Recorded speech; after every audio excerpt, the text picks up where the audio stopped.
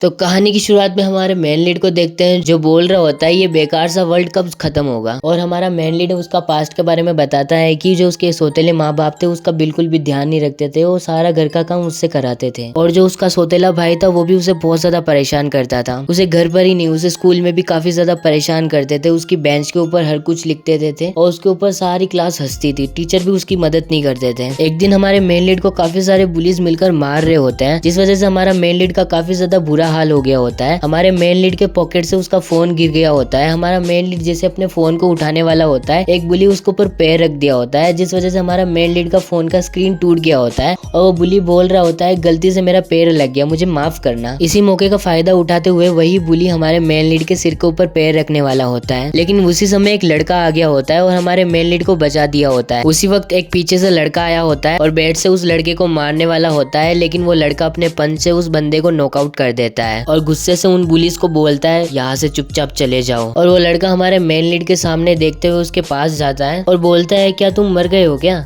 या फिर अभी तक जिंदा हो। हमारा मेन लीड इस चीज का कोई रिप्लाई नहीं देता है और हमारा मेन लीड अपना फोन लेने लगता है और हमारा मेन लीड वहां से जाने लगता है और बोलता है कि मैंने तुम्हारी हेल्प नहीं मांगी। ये सुनकर वो लड़का काफी ज्यादा अजीब सा फेस बनाता है और बोलता है इसे क्या प्रॉब्लम है, मैंने तो उसकी मदद की है, लेकिन ये ऐसा मेरे साथ बर्ताव क्यों कर रहा है। अब नेक्स्ट सीन में प्रेजेंट का सीन देखते हैं जहाँ पर हमारा मेन लीड होता है और छत के ऊपर होता है और नीचे बैठते हुए अपने फोन को देखता है और बोलता है कि चलो ये सब कुछ खत्म हुआ। और कुछ समय बाद वो अपनी स्कूल की जाली को पकड़कर जाली के ऊपर चढ़ने लगता है और जाली के ऊपर बैठकर बोल रहा होता है मैं चाहता हूँ कि ये बेकार दुनिया तबाह हो जाए। लेकिन उसी समय काफी सारे आसमान में अजीब से पोर्टल्स बनकर जमीन पर गिरने लग गए होते हैं और सारे स्कूल के बच्चे बोल रहे होते हैं आखिरकार ये क्या चल रहा है, ये क्या हो रहा है। लेकिन हमारे मेन लीड को इन चीजों से कोई फर्क नहीं पड़ता है। ऊपर बैठे हुए बोल रहा होता है आखिरकार ये लाइट क्या थी, ये कितनी ज्यादा प्यारा था, क्या ये हेल की शुरुआत है क्या। हमारा मेन लीड नीचे देखता है तो नीचे चिल्लाने की आवाज सुनता है और नीचे एक लड़का बोल रहा होता है आखिरकार ये क्या हुआ, मेरे फोन से ये बाहर क्या निकल रहा है। और हम देखते हैं कि उसके फोन से एक गोबलिन बाहर निकल कर आ गया होता है। उसी समय काफी ज्यादा मॉन्स्टर बाहर आने लग गए होते हैं और सारे मॉन्स्टर उन बच्चों के पीछे पड़ गए होते हैं उन लोगों को मारने के लिए। और सारे बच्चे चिल्लाते हुए बोल रहे होते हैं हमारी कोई मदद करो प्लीज, हमारी कोई मदद करो।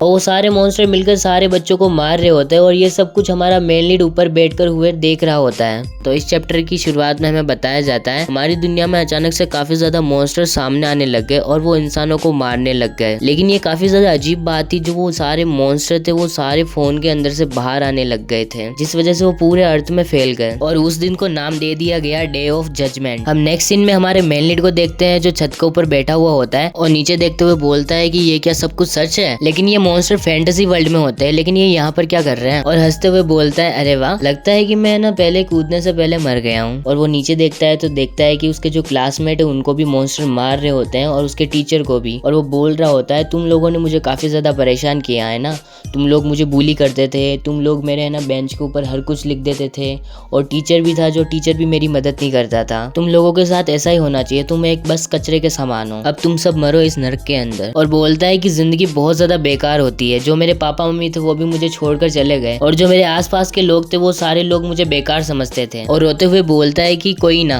लेकिन मैं ये नहीं चाहता हूँ कि लोग इस तरह से मरे। हम नेक्स्ट सीन में देखते हैं कि हमारे मेन लीड की आवाज सुनकर कोई छत के ऊपर गेट तोड़कर आ गया होता है। जैसे वो पीछे देखता है तो देखकर हैरान था, वहाँ पर एक गोबलिन था। हमारा मेन लीड बोलता है कि क्या ये एक सपना है क्या। उसी समय गोबलिन हमारे मेन लीड के ऊपर हमला कर देता है, लेकिन हमारा मेन लीड वहाँ से बार बार बच गया होता है और नीचे गिरा हुआ बोलता है कि मैं बहुत ज्यादा डरा हुआ हूँ और डरते हुए बोलता है क्या ये मेरी मौत है, क्या मैं ऐसे ही मर जाऊंगा। उसी समय हमारे मेन लीड के अंदर से आवाज आती है कि इससे कोई फर्क नहीं पड़ता है कि तुम कैसे मर रहे हो, लेकिन हमने साथ में प्लान बनाया था कि हम है ना मरेंगे। और बोलता है कि तुम ये चाहते थे ना कि ये बेकार सा वर्ल्ड खत्म हो जाए। हमारा मेन लीड मन में सोचता है कि जिंदगी बहुत ज्यादा बेकार होती है और ये दुनिया भी बहुत ज्यादा बेकार है। और हमारा मेन लीड अपनी आंखें बंद कर देता है और जो उसने ना जिन लोगों को मरते हुए देखा उन सबको याद करता है और पाइप को पकड़ते हुए बोलता है कि नहीं, मैं अभी नहीं मर सकता हूँ। और गोबलिन के हमले को रोक देता है और कहता है कि मेरे दिमाग में क्यों आ रहा है कि मैं अब मरने वाला हूँ। और चिल्लाते हुए बोलता है नहीं, मैं अभी नहीं मर सकता हूँ, मैं तुम्हें मार डालूंगा कचरे कहीं के। उसी समय हमारा मेन लीड का ध्यान उसके मेन पॉइंट पर जाता है और उस गोबलिन के नीचे एक खींचकर लात मार देता है और हम गोबलिन को देखते हैं जो जमीन पर गिर गया होता है अपने प्राइवेट पार्ट को पकड़कर और उसको काफी ज्यादा दर्द हो रहा होता है। हमारा मेन लीड इसी मौके का फायदा उठाते हुए लोहे का पाइप पकड़ के उसको मार डालता है।